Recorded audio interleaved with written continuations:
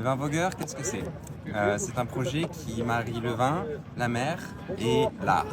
Concrètement, chaque année, je fais du vin dans un pays de Méditerranée occidentale différent et je ramène ma production en voilier. En 2023, j'ai fait du vin en Tunisie, en 2024 en Sardaigne et 2025 s'oriente vers les îles Baléares.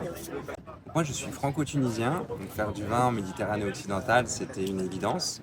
On se rend compte en Méditerranée qu'il y a une richesse culturelle dingue, c'est un vrai carrefour civilisationnel où on peut retrouver aussi des terroirs bien spécifiques avec leur géologie, avec leur climat et aussi des savoir-faire particuliers. La base du vin vogueur, c'est aussi de faire la promotion des cépages autochtones de Méditerranée. Et le deuxième volet, c'est évidemment le transport à la voile. Donc ici, j'invente rien, on transporte du vin en Méditerranée depuis la nuit des temps. Les vins que vous pouvez déguster, issus du vin vogueur, c'est des vins qui ne sont pas carbonés. Concrètement, notre vin, c'est le fioul qu'on utilise pour les porte-conteneurs qui les ramène en France.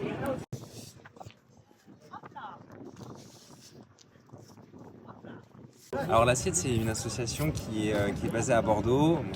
J'habite dans ce coin-là, j'y travaille depuis déjà un bon paquet d'années. Et c'est une association qui fait de l'éducation alimentaire auprès des enfants, mais aussi des étudiants.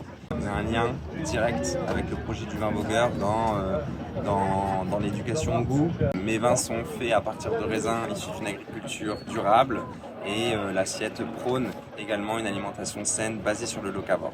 Je vois que la politique alimentaire dans les écoles par exemple s'améliore, mais je trouve qu'elle n'est pas encore au niveau. J'aimerais qu'on ait de plus en plus de locavores, tout simplement, des produits de saison, des produits sains, au minimum bio et surtout locaux, pour éviter encore une fois cette empreinte carbone qui est parfois monumentale.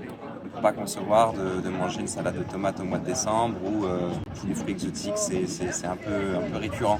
Je pense que l'assiette a un vrai impact territorial sur les comportements alimentaires de nos enfants. Donc ouais, d'une certaine façon, acheter une bouteille du vin vogueur, c'est valoriser les cépages autochtones de Méditerranée, c'est valoriser les transports de vins étrangers en voilier, donc non carbonés également, et puis évidemment essayer que nos enfants mangent mieux.